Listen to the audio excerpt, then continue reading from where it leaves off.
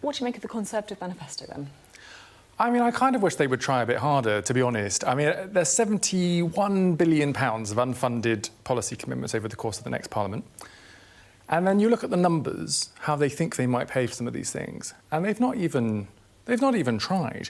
If you look at tax avoidance, for example, they've just gone in each year, in terms of billions, 2, 3, 4, 5, 6, with no plan for how they're going to raise it. It's like they've literally just gone on the keyboard, 2, 3, 4, 5, 6. And the fact of the matter is that if they're unfunded policies, we can only assume they will have to borrow money to pay for them. And we know that if you have to borrow loads of money to pay for unfunded policies, it has a direct impact on interest rates and as a consequence, people's mortgages. So not only are we having to pay more in our mortgage because of Liz Truss, but if this Conservative manifesto is enacted, we think families on average will have another £4,800 on top of their mortgage payments. £71 billion. How are you working that out? Is that if they scrapped national insurance? No, so that's over the course now of the Parliament. So this number today is based on the manifesto that they've published today, where we've just taken their own policy and their own numbers. Because I guess my question is, look, there are legitimate questions that we've been asking on this programme about how the Conservative sums add up. I just wonder sometimes if Labour would have, I guess, a bit more of a leg to stand on this stuff, if your own dossiers and rebuttals were a little bit more carefully costed. So, I think they're very well costed. You say the £4,800 for your mortgage, and that's based on an assumption that interest rates could go up by 56 basis points every year on average. I mean, is that credible? Is that really going to... Do you know why it's credible? Because it happened with Liz Truss. I mean, Liz Truss announced unfunded tax cuts.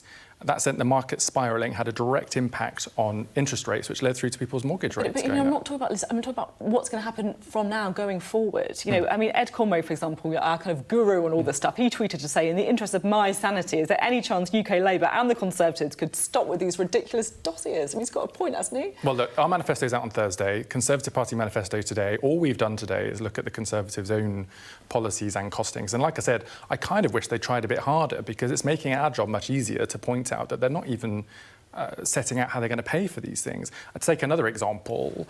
You know, they've said they're going to get this money back from welfare spending, as you've just been talking about. How? I mean, they've not even tried to explain in the document how they're going to raise it, and that's why we have to assume that they don't know how they're going to pay for their policies. I mean, the other thing that the Conservatives haven't addressed in their manifesto is the projected cuts to public services, particularly, ones that are not ring-fenced. So, you know, if you want to get debt falling by the end of the Parliament, the Resolution Foundation reckon you need about £20 billion of cuts to unprotected departments. It's not addressed in the Conservative manifesto. Is that going to be addressed in the Labour manifesto as well? So our fiscal rules will be set out in the manifesto, yes, which we've already kind of alluded to. And all of our policies, which are fully funded and fully costed, all the maths will be in what are called the grey pages in the manifesto, which you'll see on Thursday. On departmental spending, though, the Conservatives themselves haven't set out their spending plans for the next financial year. So all we have is the Office for Budget Responsibility projection of the overall budget, but no allocation to how that would be allocated to departments. So if we win the election on July the 4th, we will have to do that. But also the reason we talk a lot about growth is because the long-term route to having properly sustainable funding for public services is one, by growth, and then two, by modernising our public services. I get the growth argument, I totally get it, but you're not going to get growth on day one, are you? You know, that's like me saying, oh, you know, Sheffield Wednesday are going to win the Premier League, you know, next season. It's not going to happen, you know. You've got a long-term plan for these things, but you need an immediate plan. And I just feel like the elephant in the room for all parties, including your own, is the unrealistic projections for public spending and the high level of taxation. And I just feel that nobody is really levelling with the public about how difficult that's going to be. Well, I'm levelling with the public. It is going to be difficult. It's going to be the worst financial inheritance that any party's had since the Second World War. Rachel Reeves, the Shadow Chancellor, said that as well. So you're going to have to, really, if you win, are you going to have to impose austerity? No, but what we are going to do through the 5 or 6 tax loophole changes that we've already announced is raise billions of pounds to go into frontline public services that will need that immediate injection of additional money. Tax loophole changes? I mean, sounds like the kind of stuff that we were just slamming the Conservative Party for. No, I mean, they've adopted some of our policies. We said we were going to close the non-dom tax loophole. The Tories said, oh, actually, they're going to do that, but they didn't do it properly. We'll do it properly.